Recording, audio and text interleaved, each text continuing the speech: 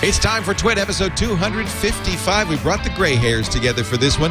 Jerry Pournelle, Steve Gibson, and an actual RF antenna expert, Spencer Webb, to talk about the iPhone problems and more. This Week in Tech is next.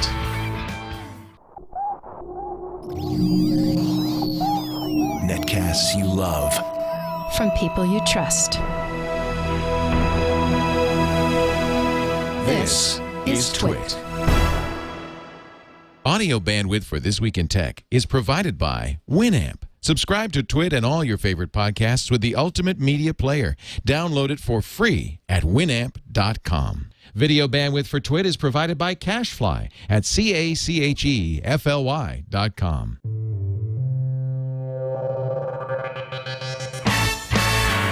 This is TWiT, This Week in Tech, episode 255, recorded July 3rd, 2010.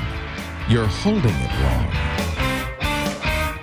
This Week in Tech is brought to you by Carbonite. Backing up the files on your PC or Mac is safe and easy with Carbonite. For a free trial, plus 2 free months with purchase, go to Carbonite.com. Offer code TWiT. And by Audible.com. To download 2 free audiobooks of your choice, go to audible.com/TWiT2. And don't forget to follow Audible on Twitter at audible_com. And by Ford and voice-activated sync, featuring true hands-free calling, turn-by-turn directions, 911 assist, and more. Available exclusively on Ford, Lincoln, and Mercury vehicles. For more details, visit syncmyridepodcast.com. It's time for TWiT This Week in Tech, the show that covers your technology news. We bring in brilliant pundits and analysts to talk about something that happened last week. And that's kind of the model for the show. And today we live up to the models.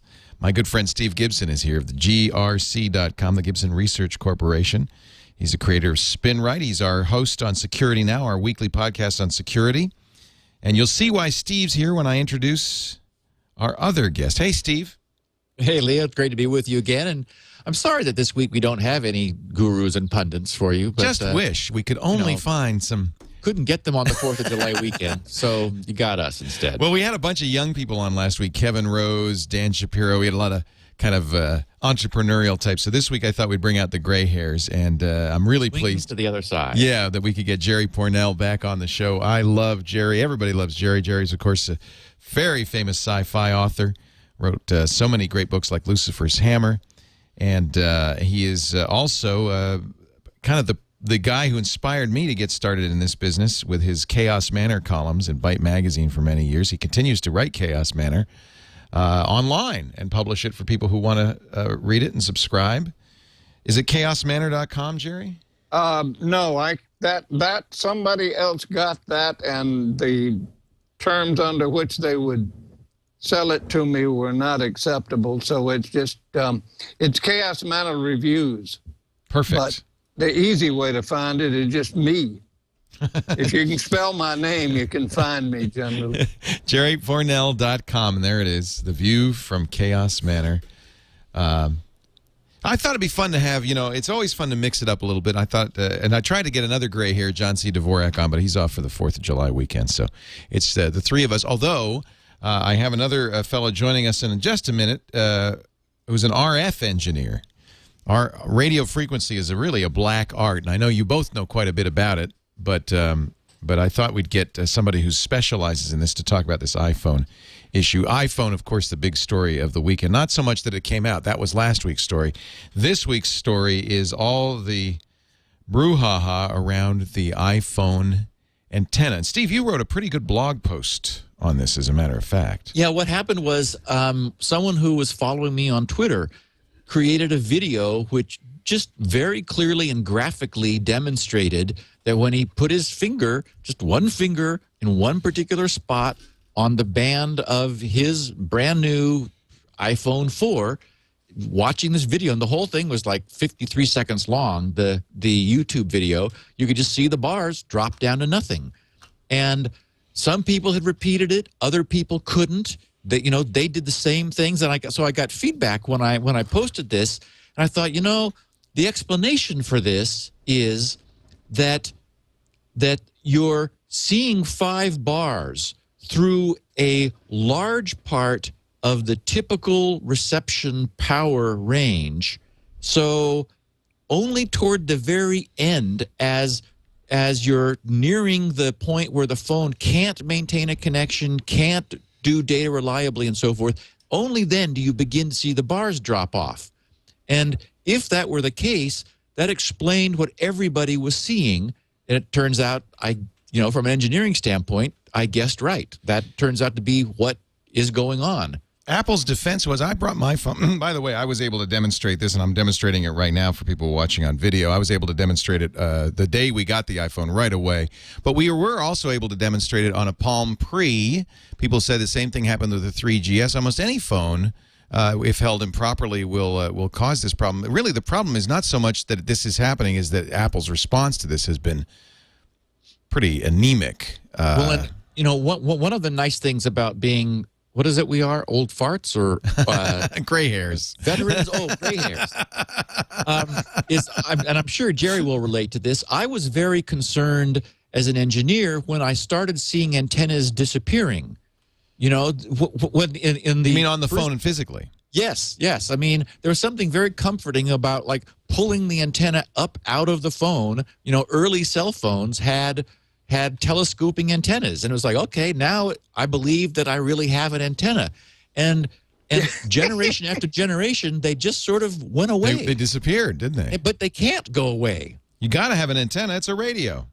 Yes, it's got to be up there, and it's got to be able to receive a signal. We're going to address this in 2 parts. First, we're going to talk about the actual issue, the antenna issue, and then we'll talk about Apple's response, which is really much more of an industry issue than the actual. They were shocked. Yeah, that was the letter they sent out, and Steve Jobs himself sent out a few notes, and we're going to talk about that. But let's get Spencer Webb on the line. Spencer is a RF engineer. This is his field. He wrote I thought, day one, he wrote a very cogent blog post at his blog, antennasys.com. Spencer, thanks for joining us on TWiT. My pleasure. Good to be here. So I know you were interviewed by everybody from PC Magazine to the networks about this post. Indeed. Your response was exactly what Steve just said, which is as soon as they took the physical antennas out of the phone, they had to put them somewhere. Absolutely true. What Steve was just saying about the history of antennas, especially in cell phones, is correct. They have been pushed down into the housing of the phone and made integral to the little monolith that the phones have become. And it has caused the consumer public to forget that there's actually a radio in there, and the radio needs an antenna. I have a little museum of old cell phones here, and it's pretty graphic how the pull-up antennas, which we loved on the flip phone, I had a Samsung with a pull-up antenna that I wrote a blog post about that worked great, and then we had little stubs and then bumps, and then they were gone. You said, in fact, that one of the Motorola phones had a pull-up antenna, but they knew that people weren't going to pull it up, so they put an internal antenna in as well, just in case. That was the classic flip phone, the Motorola flip phone, the StarTAC. Yep. The little bump out on the case had a helical antenna in it, and when you pushed the extended antenna down, there was literally a switch that switched over to the helical antenna, so you still had a real antenna even though you pushed the antenna down. And many people thought that the antenna was a pacifier, and in fact it wasn't. It was the real thing. So is it better to use an external antenna? It is absolutely better to use an external antenna, and it does a bunch of good things. It gets the point of maximum radiation away from your head. It makes the antenna physically larger so it can become efficient and broader band, which the RF designer of the transmitter really likes. And they have eliminated it on all the modern phones. So it's really a design choice, a cosmetic design choice that isn't optimal. Right. It's purely consumer driven. It's because people don't want to have an antenna. It's just sort of, not cool. And so, unfortunately, the radio waves don't feel the same way. They really want to have an antenna. Now, Spencer, your reaction was, well, this is life. There's every phone. There's going to be a way you can hold it that's going to kill reception. But don't you think it's particularly bad in the iPhone? I mean, this is in fact in every Apple ad, this is exactly how the iPhone is held. Is exactly like that. In fact, if you go look at the pictures of Steve Jobs holding the iPhone at the keynote, in nearly every shot, he's holding it wrong. He's holding it like you're not supposed to hold it. Exactly. Well, he probably had a bumper on it. Well, that's the question: is did Apple know about this, and why didn't they do something about it? Is this a necessity? I think Apple could have solved this problem right at product release by having a sub 1 cent piece of paper in the box that had an international line drawing of a person holding the phone with the correct Vulcan iPhone pinch. No, but you shouldn't have to hold a phone like that. But Leo, it has an antenna in it. I think what we need to do is, admit we all need to just say phones have antennas in them, and then if we cover up the antenna, we're going to kill the signal. And it doesn't matter where the antenna is; it just happens to be. I'm sorry. Go ahead. I was going to say, didn't they really though exacerbate the problem by externalizing the antenna, by actually giving us electrical contact with the antenna? That's kind of not normal, right? Normally it's insulated by plastic or something. Well, we did a test yesterday. One of my engineer friends came over with his brand new shiny iPhone 4. I still don't have mine. I see you have a 3 there, yeah. Yeah, this is not a 3. This is a primordial iPhone. That's the original. Wow. That's the original iPhone. It will not die. It keeps working. I love it. But anyway, we had a test with the iPhone 4 here yesterday, and in fact, if you bring up my blog page, I posted a very brief blog entry showing some photos of what we did.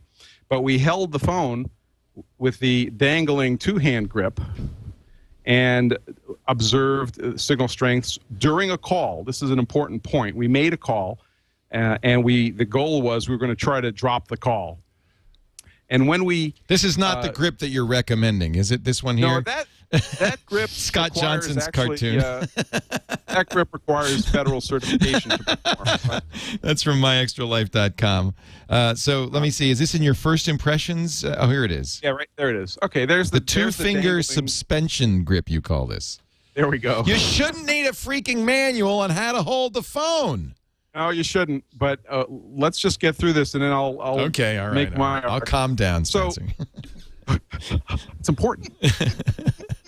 So the two-finger dangling grip in my office yielded a 5-bar response during a call, and you could barely see it in that photo, but there it is. Yep. And then when we went down to the grip of death, in fact, we didn't just do the grip of death; we did the two-handed grip of death. Oh, wow! And yeah, we almost made it thinner. In that case, we got it down to 1 bar, but we couldn't drop the call.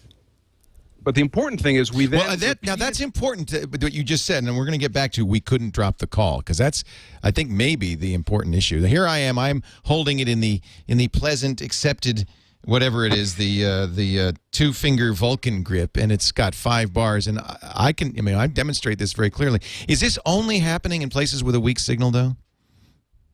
There's 4 bars. It depends on how strong the signal is. If you're in an area that's marginal, just went back up. That's not supposed to happen. Stop it. Hey. Why does it fluctuate? It shouldn't go back up, should it? It wants to make you happy, Leo. Yeah. Well, and see, that's I think part of the real controversy here is that by designing the bar formula the way Apple did, the consequence of that is you've got 5 bars almost all of the time until you really have very little signal left. Right. Instead of it being, like a 0 to 100 or like, a much more useful scale. Well, that's what exactly, and let's go to Apple's letter, which they sent out. Apple's response to this has been kind of weak, and we're going to talk more about this. First, Steve Jobs says, hold it different. My friend Chris DeBona said, no, that's nice. Apple's philosophy went from think different to hold it different. Credit Chris DeBona on that one. The problem is that you actually relied on that indicator. Right. and that turns out to be totally only loosely coupled to the actual signal strength and perhaps not coupled at all. Well, that's what Apple says. Apple said, we have discovered the cause of this. This is a direct quote from Apple's press release. So live with it. If you get connection, then you had bars. If you the notion of bars is a little odd in digital phones anyway, isn't it? Well, that's a good question, Spencer. Is that does that make sense to have bars? Is that an analog leftover? Well, it's a human factors problem. People want to see a number. They want to see an indicator. They want to have a feeling for signal strength. And the fact of the matter is, it's a binary situation. You've either got enough connection to be able to make a call, or you don't. It works or it don't. Worse quality or better quality as you did in analog days. Well, and when I went in to complain to the AT&T folks, and Apple's even said this, I've heard to other people, they said, AT&T said, okay, the bars, but are you dropping more calls? And I said, well, I hardly use the phone at all. And no, apparently I'm not. In fact, I tried after I went home and I said, well, let me see. And I was able to get it down to 0 and the call still didn't drop. So maybe it doesn't affect the call. Leo, we don't know what the bars mean. The bars are a relative indicator, okay? Nobody knows what the bars mean, but they like the bars. Apparently, so even Apple. Apple said, upon investigation, we were stunned to find that the formula we use to calculate how many bars of signal strength to display is totally wrong. Our formula What does wrong mean? Well, look, you know what they did. Yep. They made sure that they showed 5 bars all the time. Yep. In previous phones. Our formula in many instances mistakenly displays 2 or more bars than it should for a given signal strength. I'm shocked that gambling is occurring. For example, we sometimes display 4 bars when we should be displaying as few as 2 bars. Users observing a drop of several bars when they grip their iPhone in a certain way are most likely in an area with very weak signal strength, but they don't know it because we're erroneously displaying 4 or 5 bars. It's like they're saying, well, we kind of fudged it before. Is that true, Probably. Spencer? Or go ahead. Well, I think the fact that AT&T has a standard for the signal strength and Apple wants to adhere to the standard, that's a wonderful thing. But it doesn't mean anything. It doesn't change the performance of the phone. It doesn't change the number of dropped calls people are going to get. They had to make a response. This is the response they made. I don't think it has any particular validity. I also think that the measure of whether the system's working well or not is whether you drop calls or not. And that really, has nothing to do with what the bars mean. But the marketing guys won't take the bars off the phone because everybody expects them. The one other sort of really interesting, sort of conspiracy theory side also is that with the release of iOS 4, they removed the field service screen. You could enter like a really bizarre phone number. You can't do it anymore. And you could see the true, like a screen of true data that meant something, and that disappeared. It's like, why? Everyone liked that, except the smartest thing Apple could do is quietly put the field service screen back in the iPhone 4 and just leak the information and not officially acknowledge it. And I think people will start making measurements. And I honestly believe they'll find that the iPhone 4 is a more sensitive radio than the previous models. And getting back to something Leo said, is the iPhone 4 more sensitive to having the human hand interfere with the antenna? And I think the answer is yes, because they've moved the antenna action from the back of the phone to the side of the phone. Right. And really, it's a beautiful piece of design, but you need to give it a case. Put it in a case. If it's a little rubber band around the antenna, that's fine, or whatever. Well, but then you really solve the problem. Yeah, and that's what I did. I got a case for the thing, and you're right. It doesn't happen anymore. I have to take the case off to do it. Don't you think? I mean, as long as we're talking conspiracy, that's a little suspicious that the Apple releases the first case it's ever done, and it's this weird bumper case that doesn't. And it's $30. And it's $30 for a piece of rubber that, just by coincidence, happens to insulate the metal band, and nothing else. Apple must have known. Jerry, we cut you off. I'm sorry. No, that's all right. I find it all amusing because I think the whole thing is to protect AT&T from people finding out that their service sucks. Nobody's paying attention to AT&T at this point, are they? No, I mean, look, I used to have, back when bars meant something and I had a different kind of phone, I used to have 4 bars here, but that was when my wireless service was from a thing called Singular. And then AT&T bought it. And what do you know? Half my house, I don't get any at all. And even up here, I have to stick my head out the window to get cell phone service in my house. So if I like Apple stuff, I'm kind of stuck with lousy service. I wonder how long Apple will continue to do that, because I suspect I'm not the only one who has that problem. Rumors abound. Of course, these rumors have been going on ever since the iPhone came out, that Verizon, and this is now coming from good sources like Bloomberg. Yeah. The Verizon will have this phone in January. Yay. But then we'll lose that one nice feature of the phone, which is that you can surf while you're on the phone. So we'll be good because we'll be on CDMA, not GSM. So there's a very good article. I don't know if you saw it, Spencer, on Anand Tech, in which Yes, I did. Yeah, it looked like they did a very good analysis of the antenna. This is the actual physical antenna that's in there. Yeah, that was one of the slides at the keynote that Apple showed. Apple at the keynote was very proud about how good this antenna was.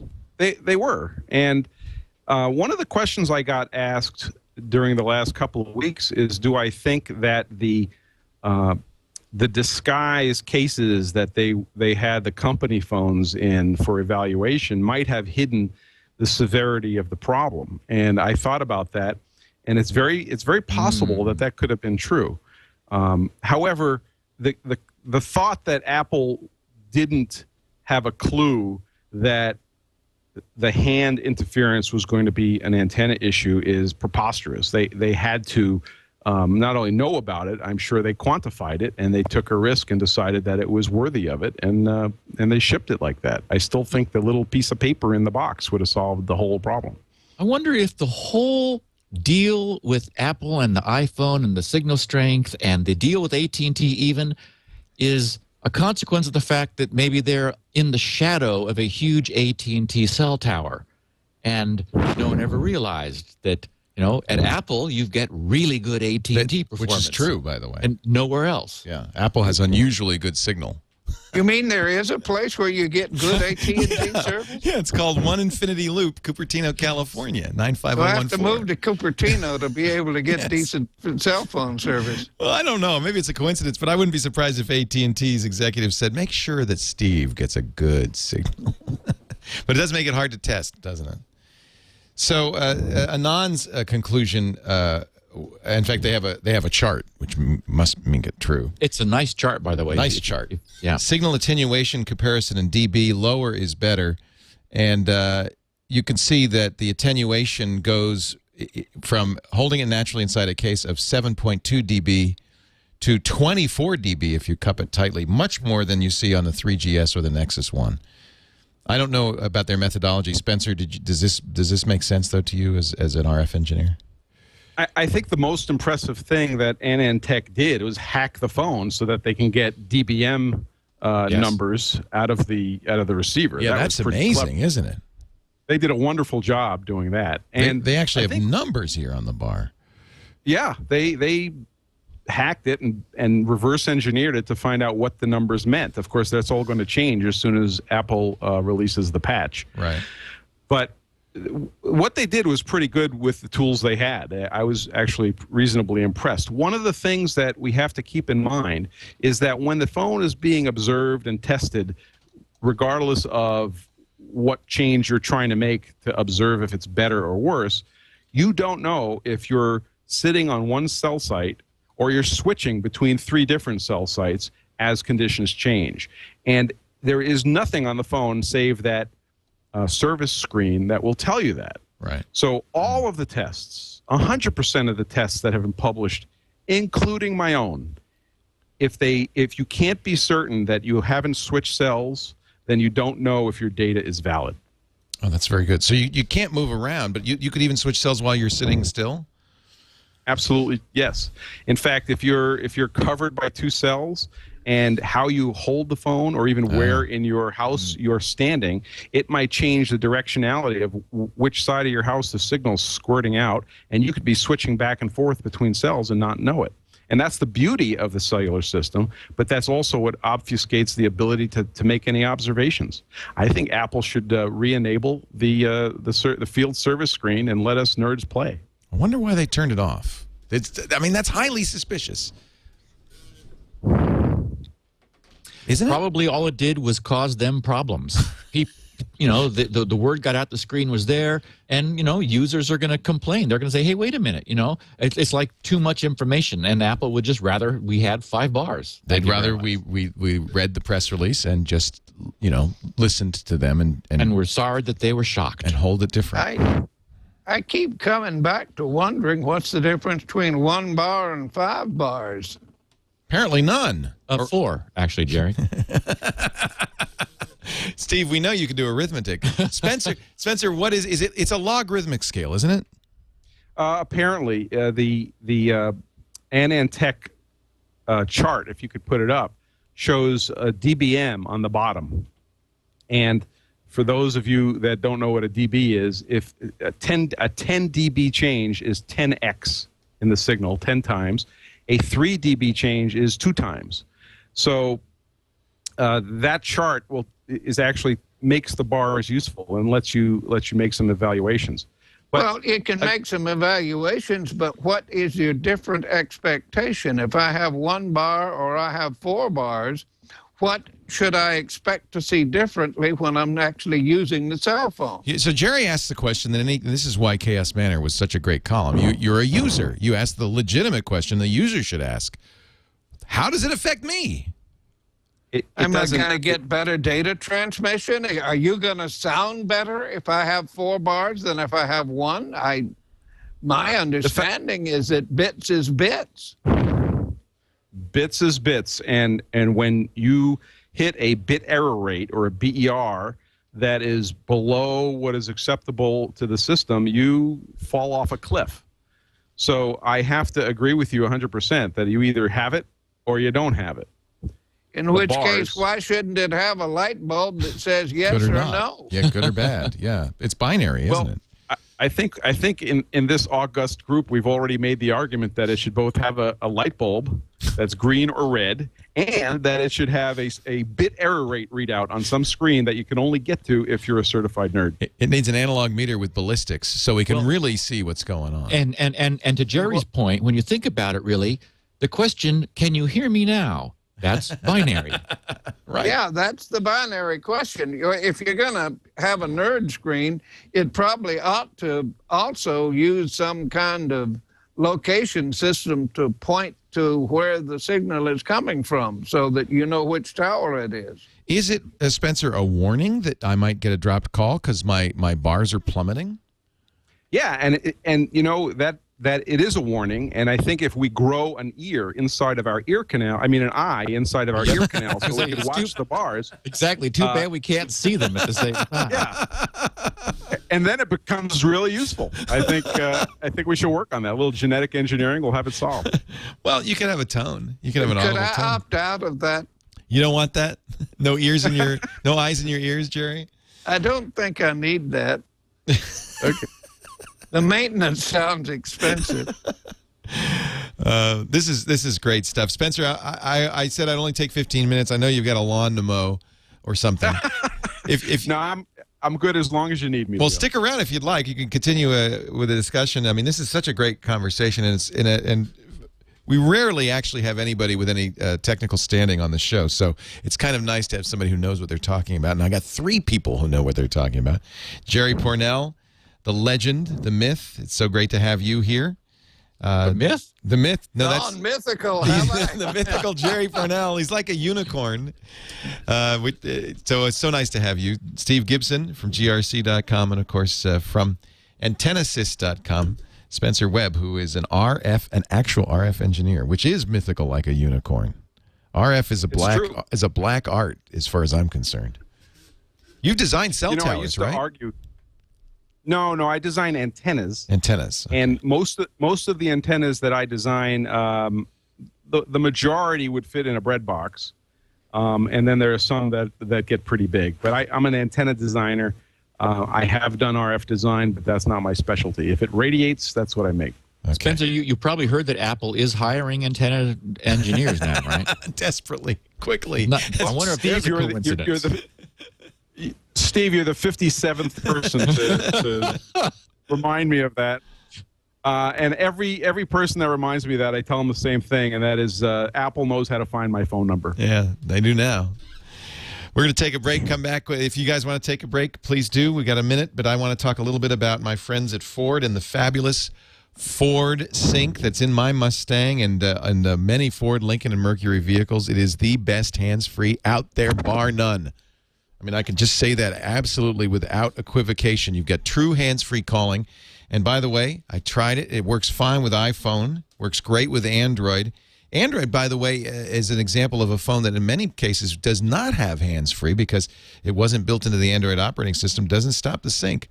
When you pair it up on the Bluetooth, it downloads the phone book, and I can now call for anybody by name. I press the button on my I don't have to take my eyes off the road, my hands off the wheel. I press the button on the steering wheel. I say phone, and I can call anybody from my Android phone, my iPhone. I can even have multiple phones in the car. I just love that. Turn-by-turn directions, too. You don't have to have the big display. It'll talk you through your route. And if there are traffic problems ahead, it will reroute you automatically. It's got 911 assist, which is very nice. I hope I never have to use it. It's a feature you don't want to have to use. If the airbags are deployed at any time in your car, it will call 911 from your phone. It'll automatically send your GPS coordinates from your phone, or actually it has its own GPS, so it's not from the phone, but through the phone, and play a pre-recorded message and then give you a chance to talk as well. So a great feature should the worst happen. I use it for music all the time. I have to say I love the Ford Sync, and I have tried many others, but there's none better. You can take a look at, of course, Sync at your favorite Ford, Lincoln, or Mercury dealer. It's a standard in some Ford, Lincoln, and Mercury models, optional in others. Or go to the website, syncmyridepodcast.com, and they have videos and so forth you can see. I can get sports scores. I can get movie listings. This is fun. You can say, where's the cheapest gas, and it'll steer you there. Sync. Are you nodding because you have one or just because you want one? It's great, isn't it? Yeah. syncmyridepodcast.com. We love Ford, and we thank them. By the way, we're going to be going to Dearborn, Michigan, at the end of this month to cover Maker Faire, which is in Detroit for the first time, Detroit area for the first time, which will be a lot of fun. And we are also getting, I am told, an exclusive tour with our cameras live of the Ford assembly plant in Dearborn. So that I'm really excited about because talk about high tech. This stuff is really advanced in so many interesting ways. That's coming up at the end of the month. We'll see that on TWiT Live. Back to our conversation. Jerry Pournelle is here, as well as Steve Gibson and Spencer Webb. We're talking. Spencer, is your name really Webb, or did you make that up just for the website? I'm not at liberty to say. It's a great name. Apple says in their PR release, to fix this bar problem, we are adopting AT&T's recently recommended formula for calculating how many bars to display for a given signal strength. And this is important, the real signal strength remains the same, but the bars will report it far more accurately, providing users a much better indication of the reception they'll get in a given area. We're also making, and this is the real fix, we're making bars 1, 2, and 3 a little taller so they'll be easier to see. They're going to make them bigger so you think you've got a better signal. This is in a free software update. What do you think, Spencer, the chances are that Apple will also slipstream without any notice maybe a little rubber thing on the, I mean, couldn't they easily just coat it with something or do something to insulate a little bit better? I think they would have, any change they would have made to improve antenna performance would have made the product bigger. And I think that's the important key. There are a lot of pressures on the design of this product, and the antenna performance is only one of them. The industrial designers, the artists, have a lot to say at Apple, probably more than other companies. The mechanical engineers have something to say. The battery engineer wants more battery volume. They're all competing for this volume in the phone. And I'm sure that there was a meeting in some dungeon at Apple where somebody innocently said, "Well, can't you use the band on the phone as an antenna?" And the antenna guy said, "Well, I probably could," and that was the end of that. He lost any volume inside the phone. It would have been a mistake. And don't you just hate it when art gets upset by physics? The immutable laws of physics. Sorry, art guys, but you're just not going to have what you want. Well, and this is the sad irony of it is that, so now I have this, what is truly a work of art. The iPhone 4 really is gorgeous. I have it in a case because it's the only way I can keep those bars from going down. And I think that's probably going to be the solution. And maybe at some point Apple PR will say, all right, give anybody who complains a free bumper. How much can it cost them to make? I know they sell it for $30, but seriously, it's a piece of rubber. We tried a Livestrong bracelet. Those rubber band bracelets that you get from Lance Armstrong's foundation, Livestrong, they work fine. Anything to insulate would work fine. It's a piece of Scotch tape. If you go to my blog, I wrote a little bit on why the thicker the bumper, the more it pushes your lossy hand away from the phone, and it's going to reduce the sensitivity to your hand. And I am not so sure that Apple hadn't considered this from the beginning. Obviously, the evidence is that they came out with the bumpers so quickly. Right. But you used electrical tape, and did that work? I used electrical tape. In fact, here's the actual roll of electrical tape. This is exclusive to This Week in Technology. I thought electrical tape was black. No, antenna engineers are permitted to buy white electrical tape. Oh, you have to have a license. You do. You have to show it at Home Depot. So we used white electrical tape. This is serious. And stop laughing. We did the insulation, and we did the grip of death, and it had absolutely no change on our experiment. Now I have to admit, it wasn't a rigorous experiment. It wasn't a very carefully controlled experiment, but it was enough of an experiment for two RF guys sitting next to each other to look at each other and say, "Yep, okay, no change, no difference." So it's not that the moisture in my hand, or I'm somehow bridging this plastic gap. That's a misnomer. That's not what's happening. That's DC think. That's light bulbs and flashlights think. We're dealing with radio frequency currents that are switching back and forth at, in this case, about 1 billion times a second. RF acts differently.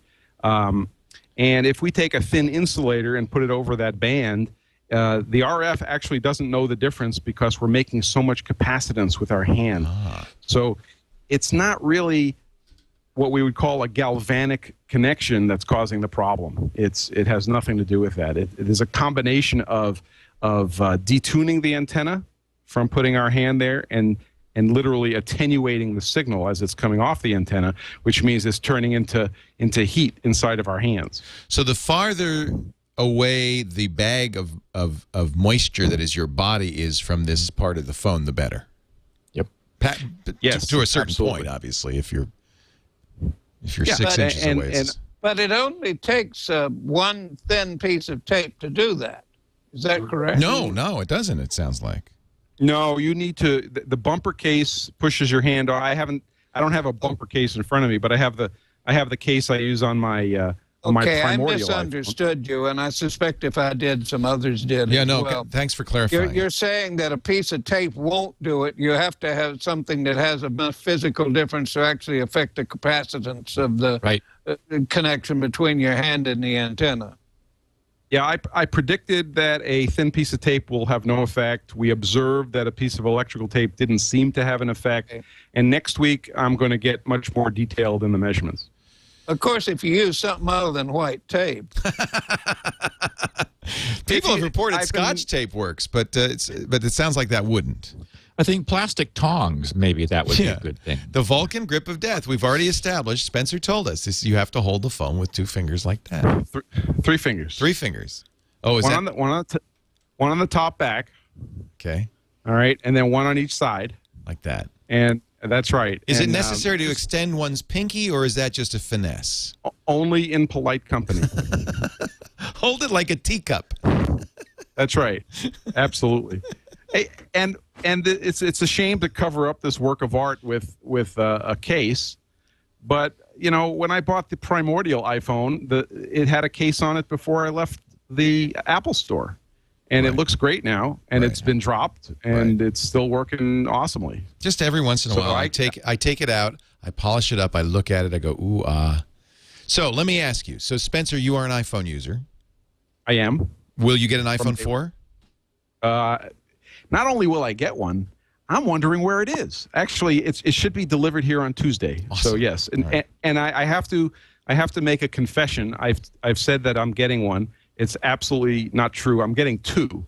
My wife is getting one, and I've told her that she's getting one, and I've told her that she'll like it. There you go. So she has reluctantly agreed to give up her Motorola Razr, which, by the way, strangely enough, I did a little research, and the Motorola Razr has the antenna right on the bottom. That bump, just right where the that's right. So be. If we do the grip of death on the Motorola Razr, guess what's going to happen? The exact same thing. Steve, you're an iPhone user or no? Nope, because I'm like Jerry. I feel the same way about AT&T. The only account I have with them is the iPad because I had no choice. That was good enough to drag me over there. And I'm a BlackBerry user also. And Jerry, what do you use for a phone? I use an iPhone. Long ago when they first came out, one of my readers said, hey, this is the pocket computer from your old novel, The Mote in God's Eye. It is, isn't it? And you ought to have one. And the next thing you know, one appeared in the mail. So this one, because I've still got the ancient one. Yeah, you and Spencer. Last two. It works. It works fine. I don't like you. I don't do much talking on the telephone, but I also don't tweet. So it works just fine for a phone, and it's very good for looking up things when I'm getting online. And I Google more with my iPhone than I do with anything else. Maybe you should have a Google phone. Well, actually, what I really want is a stylish carry bag for my iPad. I was going to say the iPad has probably replaced Jerry's use of the iPhone because it's just so right. That's exactly correct. I use the iPad when I have it with me for almost everything. I would now, except that my iPad just did something goofy. Well, I've got you experts on the line. Can I ask some advice? Go right ahead. Okay. My iPad connected to my network, but it would not use it. That is, it kept saying that it couldn't get email or Safari. You sent me an email, and I forwarded it on to my Mac account so I could be looking at that at the same time I'm looking at this, which didn't work. Although it appeared on the MacBook Pro I'm using. So I thought that's very interesting. The iPad, which was working fine down at the beach with a different network, seems to believe it's connected to my internal network here, my Wi-Fi here, but it isn't. So I pushed the two buttons, which makes it do a hard reset, and it came up and it worked fine. And now I've got it connects to the internet just fine. It believes it's connected to my local internal network, but when I turn it, it no longer reorients itself. It's now locked into. Well, you know about the switch at the top, Jerry. The lock switch. I'll bet you that's what it is. Unlock that switch at the top, and I hit it wrong. So it's easy to hit that. Hey, but let me ask. This is actually germane because Apple has had problems with the Wi-Fi on the iPad. Problems which they've denied and then said, well, in Princeton University said, well, it's doing DNS wrong. It's not. That was it. That was the switch, and I had inadvertently hit it, and I'd forgotten about it, which tells you the problem with being 80 years old is you forget there's a switch at the top. But there is something still not right, Leo. Remember, this is my second 3G iPad because the first one was locking up all the time, and I remember mentioning to you that at the time I was switching back and forth actively between the Wi-Fi and cellular, sort of depending upon where I was. Well, I've just left everything in cellular mode because I'm grandfathered in, thank goodness, to the unlimited account. By the way, never let that lapse because I'm told that if you let that lapse once, you never again get unlimited. I've got one, and I guess I'll never let mine lapse. AT&T swears to heaven that they're going to put a new tower in our neighborhood shortly. Well, that's good because you'll get a tan that way too. So anyway, when I do mess with the turning on and off the LAN, the Wi-Fi, every so often the pad locks up, and I've got to do Jerry's 2-finger salute in order to get the thing going again. I mean, so something's not right somewhere. Yeah, Steve, when it locks up, do you mean it stops working, or it just simply believes it's connected to Wi-Fi, but it's not really connected to the net? I've seen both behaviors: a complete freeze of the UI, just that it never recovers from, or sometimes it's got problems. I found that for my particular email servers, the UI on the iPad didn't give me enough flexibility for configuring it. I had to set up the email on my Mac and then dock the iPad in order for the Mac that had more sophisticated email UI to then synchronize into the iPad. Then it was able to work with my email. Okay, I didn't. Mine was just it was connected to the Wi-Fi, but it really wasn't. If you see what I mean. Yeah. It gave all the indications. The settings said so. I went into settings and turned Wi-Fi off and then back on again. No effect. But when I did that hard reset, it reset itself, connected to my internal Chaos Manor Wi-Fi network, and it's working just fine, which is great. I was horrified because I never had a real problem with it before. When I first got the iPhone, I had a similar issue. It would get on the Wi-Fi, and after a while, it would simply act like it wasn't connected to the Wi-Fi, but it was. And I had to turn Wi-Fi off on the iPhone, turn Wi-Fi back on the iPhone, and everything worked okay. And I exchanged iPhones, and that didn't cure the problem. And then finally, I took my blue Linksys wireless access point. I think it was a WAP 54G, if I'm remembering correctly. And I took it offline, and I went and I got an Apple Airport Extreme, and the problem went away. Yeah, that generally works. But I use D-Link and Belkin here, and they both work very well. I'm very fond of those two companies for that sort of thing. But this was interesting, but I thought it was a tragedy because I'm getting kind of dependent on this iPad. I think that's the big news of the week, is that there's this huge race for making ebooks and textbooks and magazines and everything wireless cheap now. Readers are there's that price war on readers. Well, it's interesting, and I wonder how much of that is in response to the iPad. How much is it that the Barnes & Noble is eating some of Amazon's business? As you know, Barnes & Noble dropped the price on. I'm sorry, Borders dropped the price on their Nook. No, that's B&N, right?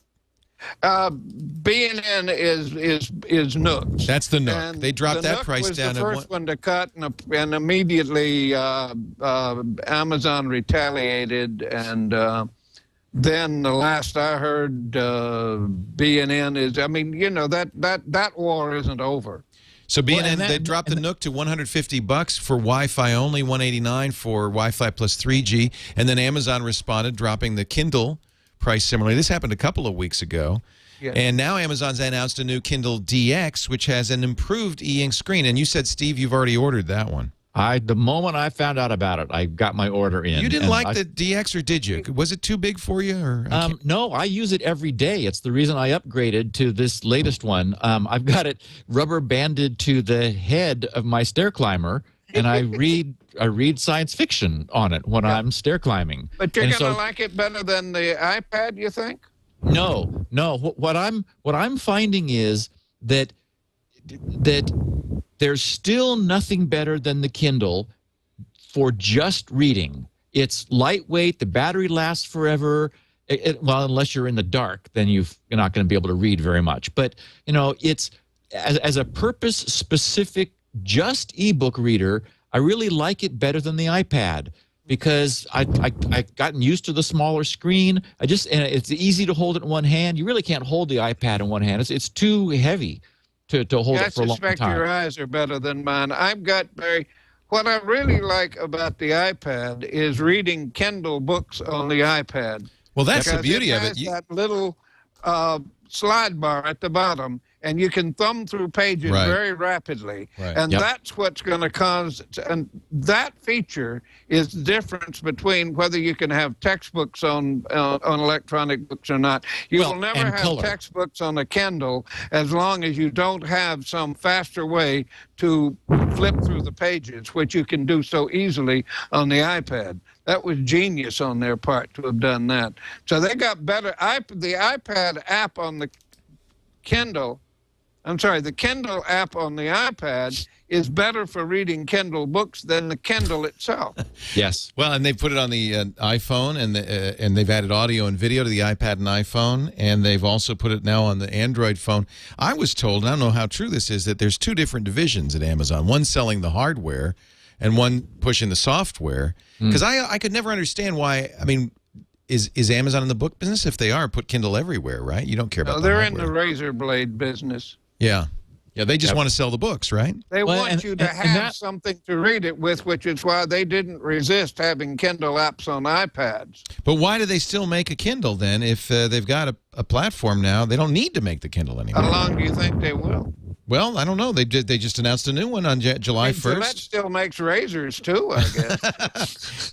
They're making a big deal about the new Kindle DX, 50% improved contrast. By the way, they say this may be a first step towards a color Kindle. Yeah, well, a color Kindle with an easy to thumb. Look, there is an enormous potential in this business in textbooks. College and high school textbooks are so doggone expensive that if you can do them with ebooks, it's a lot cheaper for the schools, and over time it'll be cheaper for everybody. But you're not going to do it unless you can thumb back, and you can do bookmarking and thumb back and forth between those pages much more rapidly than you can with a Kindle right now. The other interesting thing that Amazon introduced with the Kindle, I'm not so sure how I feel about it, but they've added sort of a social networking aspect to it where you're reading a Kindle book and you're seeing highlights that other people who read the same book made before you came along. That's And kind it's- of weird. Yeah, And it you can, synchronizes and them I all. have been very careful to ignore all that. I Can you really turn it don't off, or care. you don't have Yeah, to see yeah, it? you can turn it off. Yeah. I really, well, if I knew it was Steve Gibson or Leo Laporte comments, I would probably leave them on. But since they are more likely to be those of somebody who has picked up the book in a bookstore, who do I know? I mean, there are more, let us face it, I think everybody on this program has more social contacts than we need right now. Yeah. Well, in this case, Jerry, you definitely, I just want to advise you, stay away from Twitter. This is not where you want to go. I have never tweeted in my life, and I am sorry to say, Leo, I am proud of you that you are the leading twit in this world, but I don't have any, I have never even been vaguely tempted to find out when you were having lunch. Well, watch out, Jerry, because Steve felt like that a year ago, and now Steve's got 3 Twitter accounts. Really? He can't stop. Gibson, are you now a twit? I didn't realize that. Oh yeah, he's got what is it? At SGR. What is it, Steve? What are the three? I have Gibson Research for Okay. corporate stuff. I have SGGRC for my just like daily stuff that occurs to me, and SGPad. And what I'm finding is I've got, I don't know, like 11,200 some followers, and I'm deep into Surprised it's so what's few, going. but Well, it takes a while. You got to build up. And so I'm following along what's happening with the industry. But for example, last Saturday when I realized what was going on with the iPhone, just based on sort of other people's experimental results, because I don't have one, I created a blog posting, and then I was able to announce it on the Twitter, and a lot of people found out about that way. So for me, it's just a great communication medium. And for example, earlier this morning, I said, "Hey, Leo and you and I are going to be on TWiT at 2:15 p.m. Pacific," and I got a ton of feedback from people who are really happy to find out about that. And I'm sure a lot more people are watching because of it. I'm sure that's the case, and I guess that's true, but can't you do it just by announcing it on blogs? Or, I mean, Twitter pushes it out as opposed to a blog where people have to go to your blog to see it. no, they don't. Well, I they mean, don't. the But ones who subscribe to feeds don't. yeah, and you know what's happened, Jerry? I think fewer and fewer people use feed readers and read feeds. That's become, I think, a little less popular thanks to Twitter, where you get these little short bursts. Twitter, if you craft your list carefully, becomes kind of like a feed reader that's put together by other people. And this gets back to this idea that Amazon's having, which I think is very interesting, of including others' annotations in your book. And you hit the nail on the head, Jerry. If you could pick whose annotations you were looking at, wouldn't that be valuable? That's kind of what Twitter does. Yeah, I suppose you have probably talked me into looking at it, and that's horrifying because but my notion of Twitter up to now has largely been the only twit I ever saw was somebody was telling me he was about to have a sandwich and then go to the toilet. Yeah, And you I don't thought, need that. Why was it that I wanted to know this? Well, you don't follow that guy. You follow people like Steve who say interesting things. And the fact is, Jerry, celebrities of various walks of life get a lot of followers, and you'll be able to share things that you care about, you know, like little short bursts about a book you found or a movie review or a restaurant that you liked. And that's what I do on my day book now. I mean, I invented the blog, for heaven's sake, back in Nick's day. Stick with the blog. It's okay. I have a pretty good claim to have been the first blogger. And I don't know that I want to abandon blogs to tweets. No, don't, Jerry. And how many people are reading the blog? Do you have a sense for subscriber number?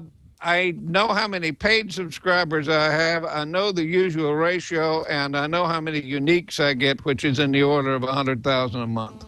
So are you happy with the success of the View from Chaos Manor? Has it gone well from you? Well, I'm not getting any 20,000 a month out of it, the way I heard you say on the radio you were doing. But that's donations, Jerry. Those people are contributing to the cause. Yeah, and it's because you don't have a Twitter account, Jerry. That's entirely contributing to what? Contributing. I mean, is that just gifts to you, or yeah? What the cause was? We did this a while ago. You know, when we first started TWiT, it was all supported by donations because we didn't have any advertisers. As gradually, the plan was always, well, not always, but the plan after a few months of this was, I should get some advertisers because I'm not going to be able to live off what people donate. And we now have a fairly good stable of advertisers, very high-quality advertisers. And I realized, well, why are people donating? It doesn't make sense to have donations and advertisement. But I still want to encourage donations because what it really is a buy-in. It's a way. We're only asking $2 a month, a way of saying I'm part of this, I support it, I like it. And it's a way of feedback, too. So I thought, well, here's what I'll do. I won't take a salary out of TWiT. We got enough people taking money out of TWiT, including 10 employees now and about 30 or 40 contractors. They'll be funded by the advertising, but I'll take my salary out of donations, so that when you donate something, it really has a direct, result, and that's worked out pretty well. And it went up to about 20,000 a month when I started doing that. I don't take all that money, Jerry, because I take 10 out. But I don't provide. Let's say my subscribers feel satisfied, I guess, because I have one of the highest renewal rates. Yeah, they're supporting you, and I think that's a really worthy thing. But it's not my full-time job. I'm still a fiction writer, and I don't have time to supervise employees to come up with the kind of content that would justify taking that kind of money out of Well, exactly. And so I just don't put that much in it. Back in the Byte days, I had 30 editors working with, and some of them for me back in New Hampshire, and I could go to all of the conferences and keep up to date and have somebody, I want you to follow this for me and let me know if something interesting happens. Now it's all informal, but I think I have the most interesting mailbag on the web. And you publish this, by the way. Yeah, I have my mail on the web as part of the Jerry Pournelle I think thing. that's a great idea. I also idea. have a mailbag in Chaos Manager's Review. Chaos Manager's Review is not political. It is purely technology, and it's the old Byte column and its comments. Right.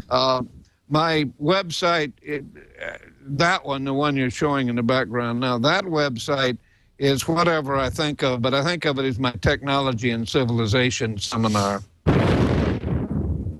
Richard Feynman was getting me on the faculty at Caltech to do a senior seminar on technology and civilization. Oh, I would have loved to have seen that.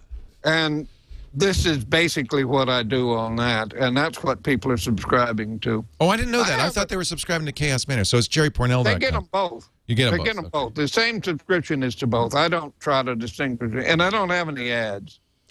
We're going to do an ad because we got to make some money here, but I do want to talk about leaky capacitors. And this is, we were talking about Apple's problems. Well, Dell's got some big problems they're facing, including some lawsuits over these leaky capacitors. And I want to get your take on that in just a second, if I might. Before we do, though, I do want to talk a little bit about Carbonite.com. Yes, another one of our great sponsors. They've been with us for a long time. In fact, I'm putting Carbonite, I mentioned this on my daughter's laptop. I just put it on yesterday. She's got a Mac. Carbonite works on a PC or a Mac. She's going off to college this fall, and I can tell you right now, I know I'm going to get the call at some point where she says, Daddy, I lost my paper or the laptop or the hard drive died and all my data too. And I'm going to say, I'm going to be the hero. I'm going to say, don't worry, dear. You've got Carbonite. Carbonite, the leader in online backup. We all know that computer disasters happen. Hard drives fail. Steve's made a living on failing hard drives. Laptops get stolen right and left. Carbonite is the way to back up. It's automatic. As soon as you put Carbonite on your system, in fact, you go right now to Carbonite.com, use the offer code TWiT. You can put it on and try it for 2 weeks free. You'll see it starts backing up to the internet, encrypted, 128-bit SSL, and if you want, optional AES 256-bit encryption, so it's absolutely private. Your personal files are backed up to the net where they're safe and sound. In fact, they can be accessed anywhere you can get online with just a couple of clicks, including an iPhone or a BlackBerry. So if you back it up with Carbonite.com, you're never going to lose that data. PC or Mac, $55 a year, less than 15 cents a day. And it's everything on your internal hard drive, all your personal files. Carbonite.com, use the offer code TWiT to try it free for 2 weeks. If you decide to buy, you'll get it free for 2 months with the offer code TWiT. No credit card needed for this free trial either. It's just absolutely free and open. Carbonite.com, offer code TWiT. Just do me a favor, try it. I know you're going to like it. So Dell, this is an article in the New York Times, came out a couple of days ago. After the math department at the University of Texas noticed some of its Dell computers failing, Dell examined the machines. The company came up with an unusual reason for the computer's demise. The school had overtaxed the machines by making them perform difficult math calculations. Not so. That's just their excuse. It turns out Dell knew. It's being sued right now. The lawsuit is in process. Dell knew at the time that they had faulty electrical components. They sold millions of computers with bad capacitors from 2003 to 2005. Dell, more than any other, HP and Apple had the same problem. These capacitors were used widely. But Dell had a huge number of problems with these computers. And unfortunately, even though they knew what was going on, they decided to, well, basically sounds like lie about what was going on. Now they're admitting it. These bad capacitors popped, leaked fluid, caused crashes. And the documents that were recently unsealed in the case against Dell in the federal district court in North Carolina show that Dell had far more of a problem than others. 11.8 million computers in those 2 years that had the faulty capacitors from a company. We had one of them. Did you? Are these on the motherboard or in the power supply?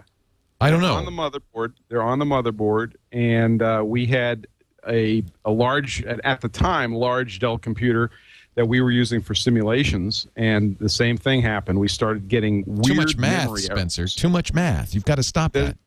Can you ever actually have too much math? I don't think so.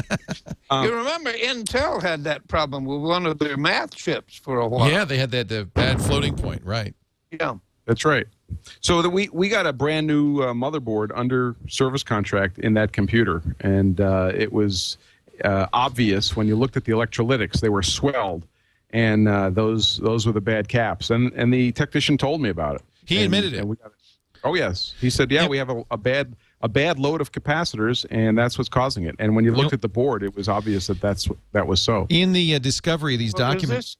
I'm sorry. Sorry to interrupt. No, go is ahead. this an ongoing problem, No. or is it something that happened? They fixed it, and now their big problem is they're going to have to replace a bunch of motherboards. They fixed it. They said if you had the bad capacitors, the chances of it failing were 97%. The problem is, and this is the smoking gun that's coming out now with Discovery, is that Dell employees went out of their way to conceal it. In one email exchange, quoting the New York Times, between Dell customer support employees concerning computers at a law firm, a Dell worker says, quote, "We need to avoid all language indicating the boards were bad or had issues per our discussion this morning." Another quote, "Don't bring this to the customer's attention proactively." Another quote, "Emphasize uncertainty." That's why I was curious, Spencer, whether they told you what was wrong. So they admitted it. The technician absolutely admitted it, but if you looked at the motherboard and you were an engineer, it was as plain. You couldn't miss it. It was just, you wanted to get under the table before they exploded. That's how bloated they were. The thing that's interesting is that this has been a known vulnerability and problem that's been ongoing for like a decade. It's been longer than that, Steve. We had those problems with S100 bus boards. Well, in this case, I think what's happened is that, no offense made to China, but we have very, very inexpensive Chinese manufacturers who are producing something which is unfortunately not solid state. The electrolytic capacitors on motherboards and power supplies are arguably, liquid state because they have a dielectric in them in order to make them go, which can dry out over time, or in some cases it can get punched through, and so the capacitor starts to heat up and then pushes this dielectric out of itself. So unlike resistors and chips, which are like the other components on the motherboard, which really are sort of solid state, capacitors are not so much that. And the quality of manufacture, when you really squeeze the price out of them, this is sort of a consequence of that. Yeah, and that has been true since ham radio days in the 1940s, for heaven's sake. So just bad manufacturing. You bought quality items for when you were building your stuff back in those days. You always paid attention to the capacitors because those were the ones that were most likely to fail. Right. Well, there's a $40 million lawsuit now from a North Carolina internet services company. They say that Dell tried to hide the problem. There's also a risk because these capacitors could also burst into flame. You could have a not merely bad math calculations. You could have a serious problem. But here. did any of them burst into flame? Did anybody get hurt? Or is this just some lawyers who have found a way? Well, that's a good question. I don't know, Jerry. These are all pretty low voltage. Normally, the symptom of this is just the machine locking up. It just, it freezes. And the machine doesn't work, and they replace the motherboards, right? Sometimes with the same bad sometimes on the dongle rather than it was a bad capacitor, but they still replace the motherboard. Is that not correct? Sometimes with the bad capacitors on the new motherboard as well, yeah. Yeah. If you've got a bad supplier, you're going to have bad capacitors. That's a good question. 11.8 million computers were shipped with these bad capacitors. Ooh. And these computers have like 15 or 20 of these capacitors on the motherboard. Yeah. It's pretty... Yep. They're, for the most part, optiplexes, again, from 2003 to 2005. It's pretty likely the machine was going to fail if it had that bad lot in it. Oh, yes. They say 97% chance the machine would fail. Sooner or later. They replaced them all as soon as somebody complained. The issue is that Dell is, had an active policy, not according to these documents, had an active policy not to say that's what was wrong. Not to take responsibility. Of course they do. Apple has an active policy not to admit anything. So you're just saying it's endemic, huh? It's in the nature of business. I'm saying that it's the normal way people do business, for heaven's sake, and it is the normal way that lawyers try to get themselves rich, because you can make certain that the client is never going to get a dime out of this class action suit. The client will get a coupon worth a new capacitor someday. Well, now we have these alleged lawsuits that are filed. Actually, they're not alleged. There are several lawsuits that were filed against Apple with respect to the iPhone 4 antenna, and they're saying that the antenna was defective and Apple knew it. And what do you have to say about that? I mean, the antenna was a design choice. The only thing that could happen, I think, would be if the lawsuits don't get just dismissed out of hand, through the process of discovery, we would get access to documents, and it would be interesting to know what Apple knew and when they knew it, if anything. I think that's probably unlikely. Business. My business is to use Apple products until I don't like them, and then I'll go buy something else. And that is Steve Jobs' defense. In fact, that's what it said in that press release is, we'll give you 30 days to decide you want something else, and if you want something else, go buy it.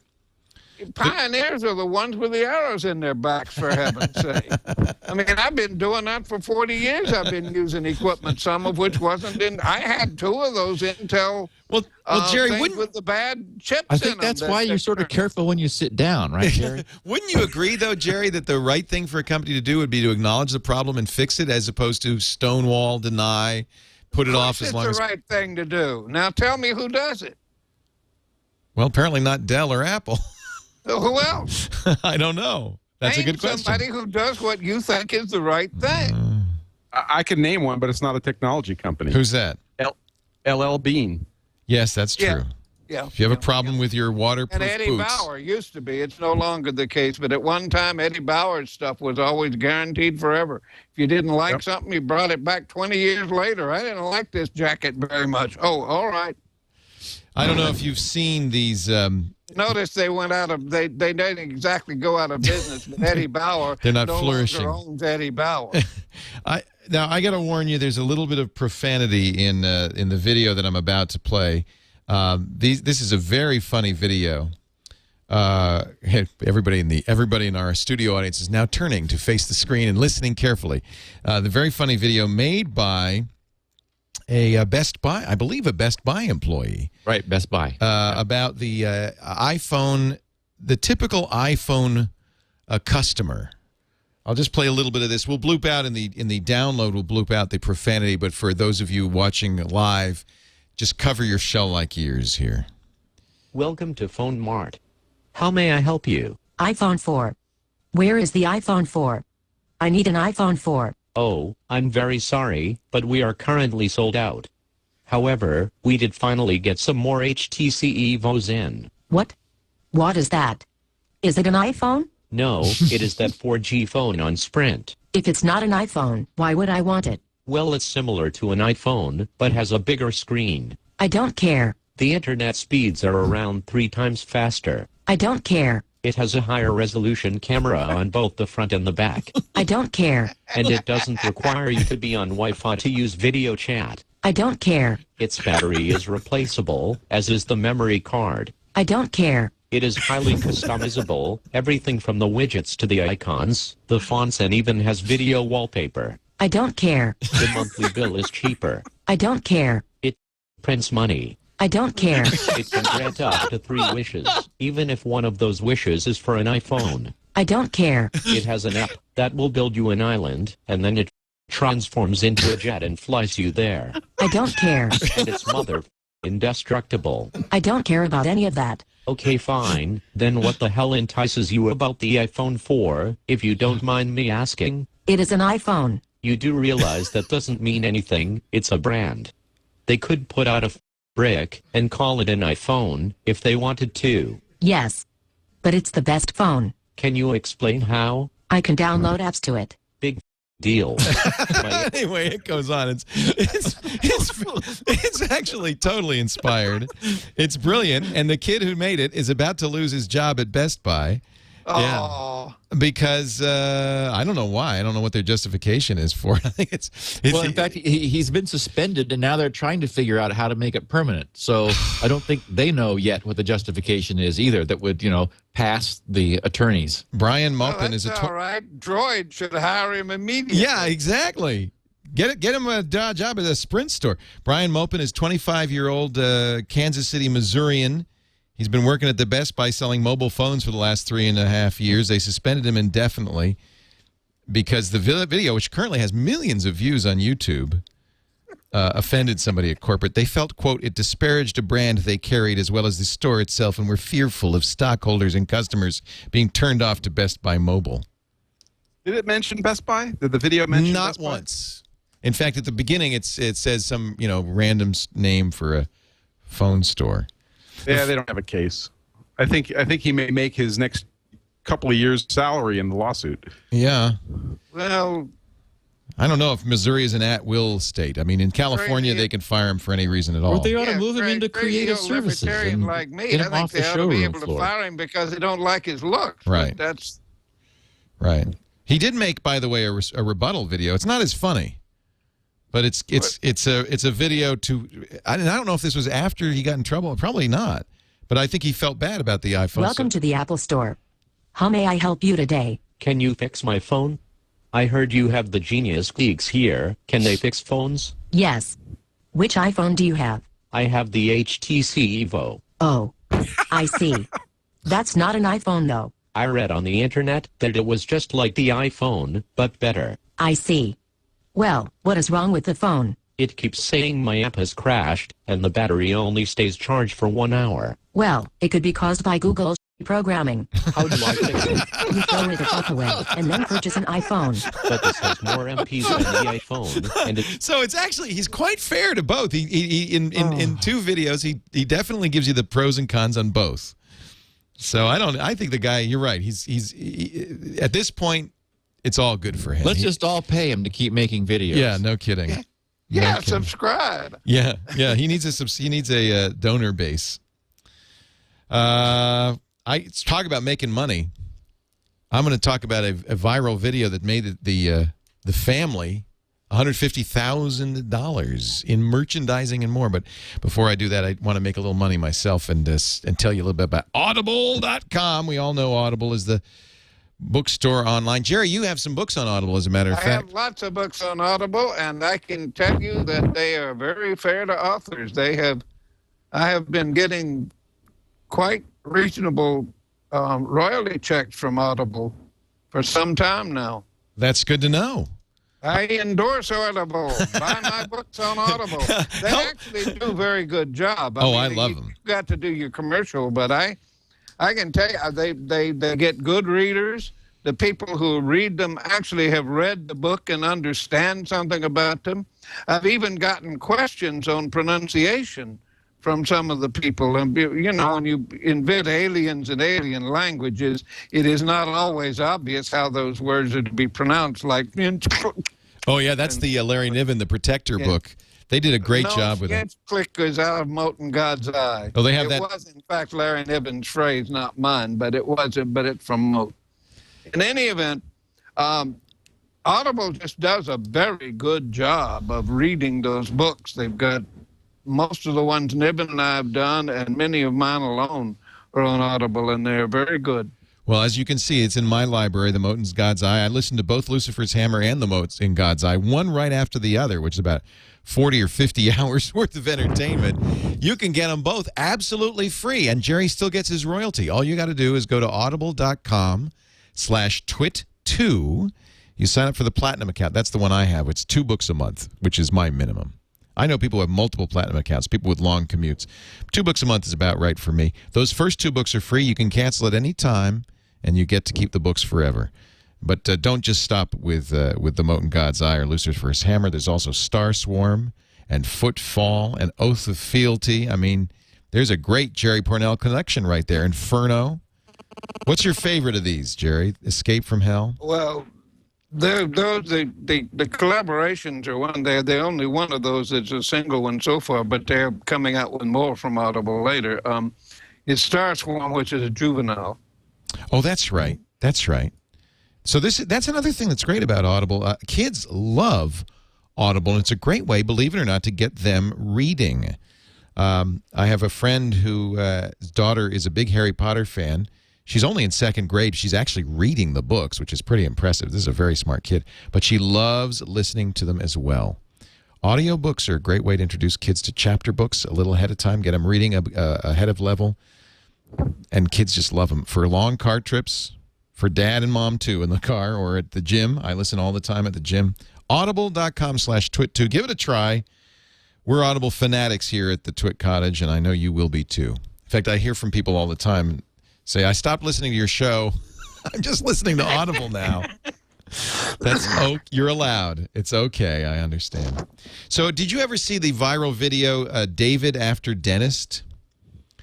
I'll play a little bit of it. It's a pretty old viral video. It's kind of yeah, I know. This father videotapes his kid who's just had dental surgery and is still stoned out of his gourd. He's 7 years old. Let it go. I didn't feel anything. Yeah. I feel funny. So this video, believe it or not, they have made $150,000 off of it. Not only from Google Ads, but they sell T-shirts. Kind of an amazing story. The guy shot it on a flip camera, just intending to share it with friends, not put it publicly. But he didn't have a choice on YouTube. It had to be public. And now I should check. I didn't see what the numbers were, but millions of people have watched this video. It just shows you it's possible to make money on YouTube videos. Whoa! 62 million views. Wow. 62 million views. Good grief. And so it's because there's also ads on that YouTube There's page? ads on it, and YouTube shares some of that revenue. Kind of amazing that there's that much money in viral videos. I don't know if there's anything more to say about that. Rumor that Google is going to do a Google Me. We talked about it last week. Kevin Rose spread that rumor originally on Twitter. He was asked by somebody, we don't know who, to take it down. He did. Didn't matter. It was too late. And now the world seems to agree Google's going to do a Facebook clone called Google Me. Eric Schmidt was asked about it during a speech in London this week. His denial is a non-denial denial. He said, that would be a product announcement, and I won't say. Well, I love Jerry's Facebook page. What's your Facebook page, Jerry? I don't have a Facebook account, so I can't see it. I've never seen it. My daughter had it put up, and they maintain it, and at some point I suppose I should go look at it. But in fact, I have never seen my Facebook page. Isn't that awful? So I probably... It's hooked right into Twitter.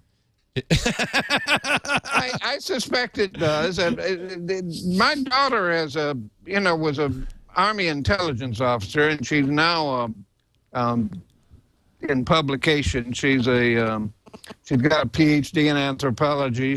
Her thesis has changed a lot of what we knew about 5,000 years ago.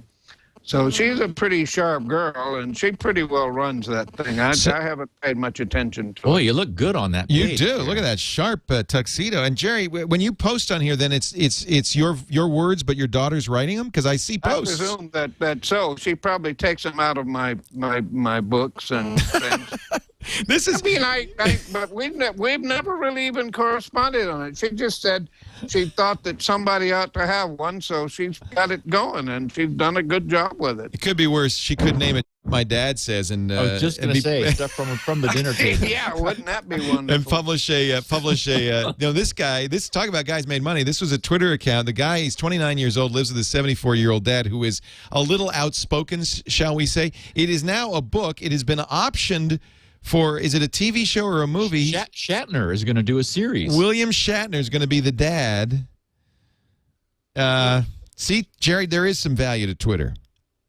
You're convincing me. Maybe I should go get rich on Twitter by telling people when I'm going to have a peanut butter sandwich. You don't knock it. Don't knock it. So I have a very brief Twitter story. Yeah. When this first blog post I put up last week was published, I went on the Antennasis Twitter account and I tweeted just the fact that there's a new blog post, which I do every time I do a new blog post. Right. Yep. And the next day, my unique visitor count, which is typically around 11 to 15 unique visitors, and I know one of them is my mom, went to 89,000 unique visitors. And I'm one of them, by the way. First time I've been there. And you know what, Spencer? I bookmarked it, and I'm going to be coming back there. So this is good for you. You're very Okay, kind. you've got me convinced. Thank you, Spencer. You're welcome. This has been. Except that I'm not sure. I'm a wordy old codger. I'm not sure I can think of anything worth saying in 128 characters. Oh, I think you. See, that's what's so nice is by being limited to 140, you sort of, you're not being expected to write a book every time. It's just, how dry was the peanut butter? Yeah, all of those courses I took in formal English on poetry, on odes and sonnets and that sort of thing, maybe that will help. I think, Jerry, you should write all your tweets in the form of a sonnet. Iambic pentameter. It should all be an iambic pentameter. There you go. What is that? I follow no one, but I would follow Jerry. I would follow. He bangs the drum and makes a dreadful noise. That's one. Or to be or not to be, that is the question. But you'll notice that question ends with a soft sound, and it has 11 beats in it. And besides, and I think that tweet's already been taken. That too, but it is an iambic pentameter as well. I think, Jerry, this is how you make it interesting for yourself. You create this artificial structure. You say, okay, I'll tweet, but it has to be iambic pentameter or something. There's a thought. Or maybe all of it put together will become an ode. You be writing a sonnet there. An ode is not a sonnet. I'm sorry. Shocking. And I have to say, for me, it's great feedback, too. I learn as much from the people who follow me as I think, or more than they do from me. So it does create some on mine, connection. but that's just on the mail. I mean, I don't need to tweet to do that. Something about it. Give it a shot. I'll bet you get hooked. Oh, man. This just cracks me up because Steve was so resistant Steve echoed everything you've ever said, Jerry. Well, for many years, I used to say that I wasn't the smartest guy in the world, but I had such a long enough readership that there were very few questions I couldn't get an answer to because somebody reads me, knows the answer, is going to send it to me. Well, that's still the case. There is very little I can say in my day book. I hate the word blog, but there's very little I can say in my day book that doesn't get me some answers from people who really know the subject a lot better than I do. It might actually be more true today, Jerry, than it used to be, even. Yeah. And I think that's kind of what happens on Twitter. Well, you may remember that in 1980, I said that by the year 2000, everybody in Western civilization will be able to get the answer to any question that actually has an answer. I said that in 1980, and everybody said I was crazy. And, of course, I had to say Western civilization because I certainly didn't believe the Soviet Union would be gone by 2000. Well, now, in fact, I mean, Twitter is very much global. In fact, the new Twitter statistics are that Asia tweets more than anybody. Yeah, but China does censor the internet, and by a lot. It does. You can't tweet from China. I found that out when I was in China. One last story, and then we'll move on. And I want to pose this question to you gray hairs because I think this is unprecedented. Microsoft announced a phone 6 weeks ago. They called it the Kin. They released it. And they have canceled it in 6 weeks. And I cannot think of another time that Microsoft or anybody else could have killed a product this fast. I'm so impressed by the speed. The fastest failure I can think of. 6 weeks from announcement to you can't buy it anymore. It took them longer to kill their stupid soundboard than that. That's right. That was an early Microsoft flop. In that phone, in fact, the antenna was your ear. You had to hook a wire to your ear. What? And no, it's true. And if you hook one wire to each ear, it actually was a smart antenna. He's teasing us. He's teasing us now. I can tell he's teasing us. That couldn't. It is a funny looking phone. It's a little tiny little pebble of a phone. I don't know where you would put the antenna in this thing because there's nowhere you cannot hold it. I mean, you have to hold it in your hand. That is tiny. If this phone doesn't have an antenna problem, then Apple's got a PR problem. Well, the evidence is that it disappeared in 6 weeks. Yeah, maybe. Isn't it? You can buy it. This is the Amazon page for the Kin 1. The list price $349. The sale price 1 penny. Yeah, this just shows how clueless Microsoft is. What went wrong? That they could think that they were just envious of everybody else doing it right. And they said, well, we're Microsoft, so we're just going to do one too. And, Jerry knows that Microsoft doesn't create things for a market. They just force what they have to fit into where the market has gone. It's like they didn't have an internet network capable OS, so they just stuck it on the internet, stuck Windows on the internet, and then we had years of security problems. When phones started getting smart, they didn't have a smartphone OS, so they just tried to sort of squeeze Windows down, and we know how well that worked. Well, I am not as anti-Microsoft as you seem to be, as you historically have been, but I am hardly one of their toadies either. What do you do? What do you do if you're Microsoft now, where you're struggling? You're just struggling to keep up. I don't think they have. I think that Bill Gates always ran scared, I mean, I knew Bill back when he was actually running the company. I could win bets from people by saying I could get Bill Gates on the telephone. And the way you do it is you just dial the Microsoft switchboard number at night. He'd be the only one there. Those days, he'd answer the phone. Those days are long gone, Jerry. Those are long gone, but he ran scared and he paid attention. There isn't anybody doing that now. Right. Bill understood that his company was number one for as long as he could keep it there. And he had some fiefdoms that worked. The office fiefdom was run very well by, oh, come on, we both all know his name. He bought a bowling alley after he retired. Anyway, but it isn't the same Microsoft anymore, and it's trying to be run by different crews, and they don't have the same. They're not as scared and they're not as hungry. I don't know that they can survive the new wave. It might be time for them to be done.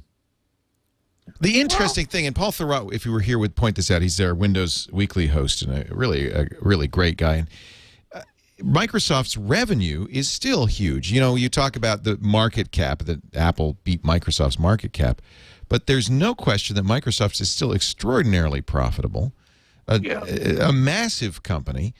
I guess the question is the trend in Microsoft's favor or not? In other words, clearly Microsoft is still doing very well. So they have a ton of inertia, and I would have to agree that the trend is not in their favor. When you look at open source in the long term, you look at all of this next generation portability. I mean, Jerry is jumping up and down and carrying an iPad around, as am I. Yeah. I mean, we're traditionally Windows people. Microsoft said this week that 1 billion people use Microsoft Office. 1 billion people. Yeah. And Office is pretty good. For all the people who say they don't like it, the fact is that most of the books written in this world are written on Microsoft Word. Except, Jerry, I remember very well that you were the guy who wanted a clean screen. You didn't want Microsoft Word to write with. I didn't want Microsoft Word for a very long time, and Bill, was it Peters? They took DOS away from us. The product manager came down here and said, what would it get to cause you to use it? So I told him 3 things to put into it, and by God, they did. And at that point, I was doomed. You had to use it. They'd done it for you. It was the Pournelle feature. You will notice that with Office 2009, with Word, you can do that Control F1 feature, and most of that ribbon goes away, and you've got what amounts to the old clean screen again. So you use Word to write. I use Word to write, but I use it with using that Control F1. Right. To clean it up.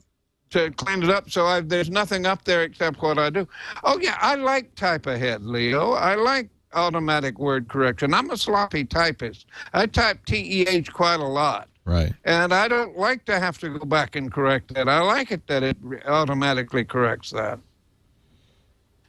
Also, I like being able to have special dictionaries because I have a lot of character names I don't want in my normal dictionary. I want one that's specific to the work I'm working on. Well, I guess it's not over for Microsoft, but it's certainly no longer a Microsoft era. And that's true. The Kin is a surprising stumble for a company that's done really so well. But wasn't it inevitable? The problem is that the hardware that is available to everybody is so much better than the software. that nobody really can keep, but there is enormous room for improvement in everything we do. Let me say this again, because I think it's really important what you just said. The hardware available to us today is better than the software. By a lot. Why is that? Because isn't hardware hard? Isn't hardware harder? Moore's law doesn't scale for software. That takes smart people, and we don't have any way of doing that. And until we get the singularity where you have computers designing themselves, if that ever happens, AI and you get assisted evolution rather than Mendelian evolution and so forth, Lamarckian evolution, then maybe software will begin to catch up. But the hardware is going to get better again. And look at what Intel's got in the queue, for heaven's sake, and we can't use the capacity of the hardware we have. The other thing is that hardware has to be correct, and software, sadly, doesn't have to be correct. It can be sort of approximate, and the system appears to work. But if the hardware is not correct, it doesn't go at all. That's how Gates built Microsoft. Everybody, the OS/2 Windows war was very instructive. IBM was a company that prided itself on doing it right. And they weren't going to put things out there until it was really done well. Yep. Meanwhile, Gates would ship it tomorrow because it doesn't matter how bad it works on the equipment people have now. The next generation of equipment, it's going to work very well. And he was out. He bet everything he had on Moore's law, and he won. Yep. But that was Gates, and he was willing to take chances like that. I think Microsoft needs an injection of new blood, young engineers who are given the freedom and the cash to go out and design something that will have to be better than what Apple can offer.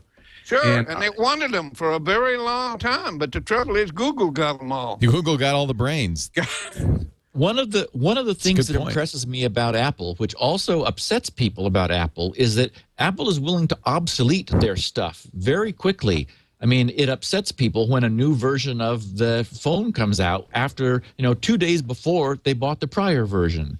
And one thing that happens when companies get big like Microsoft is they have so much investment in their own existing product line that they cannot obsolete it. They have to simply creep it forward very slowly.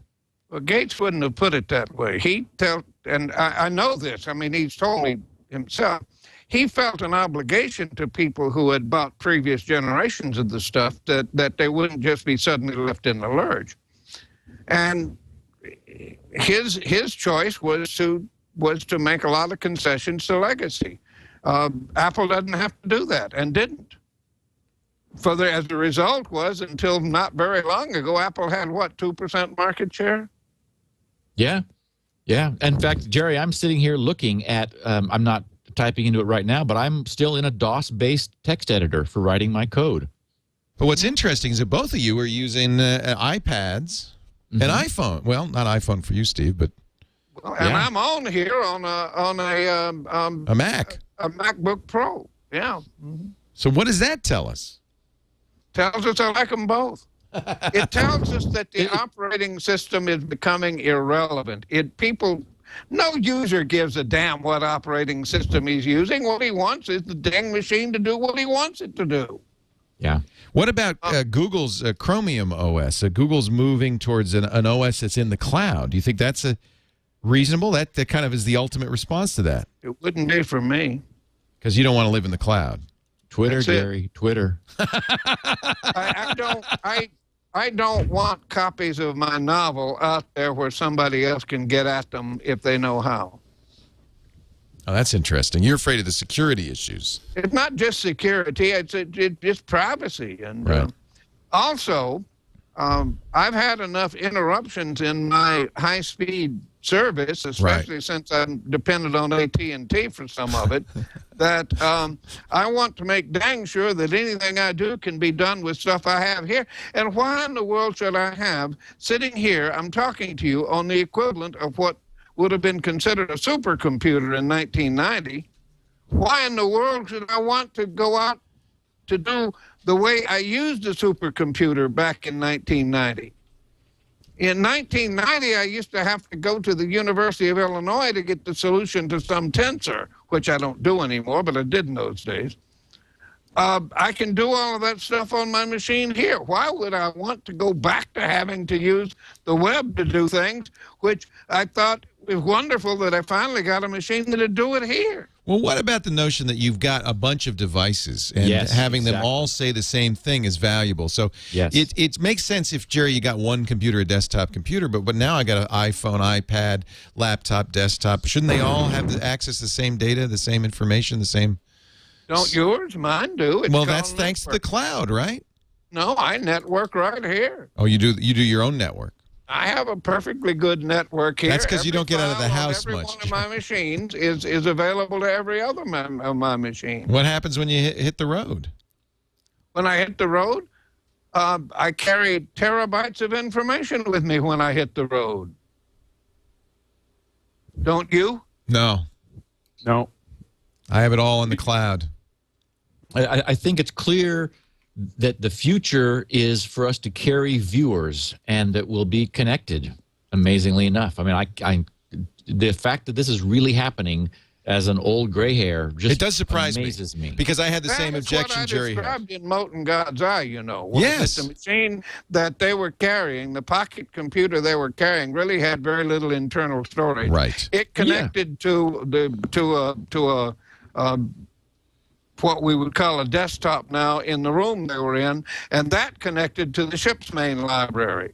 But here's the good news. You don't have to make the choice. You can do both. Yeah. So you get what you want.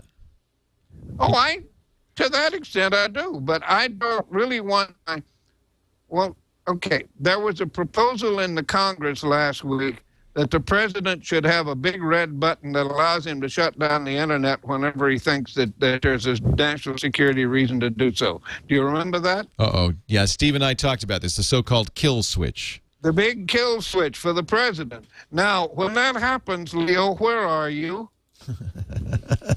Well, now, Steve, you didn't think it really was a kill switch. We'll never know where Leo is because he won't be able to tweet his location. You'll have no idea where I am. Exactly. Yeah. I'll be right here in Chaos Manor. But I have no physical locus, Jerry. I am everywhere. Wow. Unfortunately, virtual Leo. There are limits, and we've run against the limit called time. I wish I had a day for this show, but Jerry, we'll just have to get you and Steve back.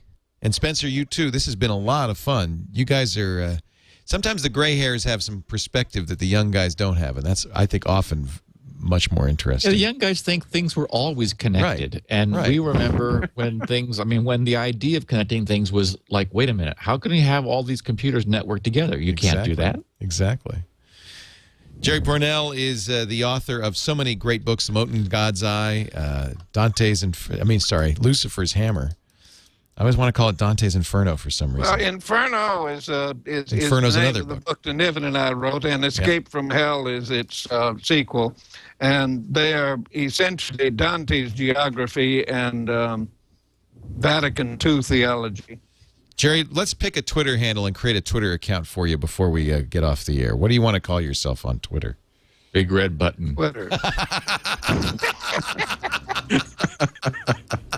What do I want to call myself on Twitter? I guess probably the best would be, Steve learned this, the best is something short, but your name is always good, right? Chaos Manor? Oh, Chaos Manor. Now there's a good, beautiful. There's a good handle. Let's cross our fingers. Well, I'm not going to sign up for you, Jerry. I want you to sign up for yourself. I'll have to figure out how, but I can do that. I'm sure you can figure that out. Twitter.com. And JerryPournelle.com is the place to go to read Jerry's postings, his musings. Do donate. Take $2 from Leo and give it to Jerry instead. He's certainly earned it. We all are here because of Jerry Pournelle. Jerry, it's great to have you here. Thank you. Steve Gibson is the man at grc.com. That's where you can get SpinRite and all his other wonderful free security programs. And, of course, let's not forget Security Now, the greatest podcast on security. grc.com/security now for that. Jerry, and I'm sorry, Steve, thank you for being here. We'll see you on It's a pleasure. Jerry, great to be with you on the show. Oh, man, that's so fun. And Spencer, you've been great to sit here while these old cats have been talking. Oh, I've been enjoying it every minute. Spencer Webb is the man in charge at AntennaSys.com. He is not looking for a job, Apple, but you know where to find him. AntennaSys.com. Thank you for joining us and giving us the straight story on the antenna situation with the iPhone. Thank you. Happy to help. Thank you all for being here. We do this show normally, and we're a little off today. We do this show normally on Sundays at 3 p.m. Pacific, 6 p.m. Eastern Time, 2200 UTC. We switched it over to Saturday because of the holiday.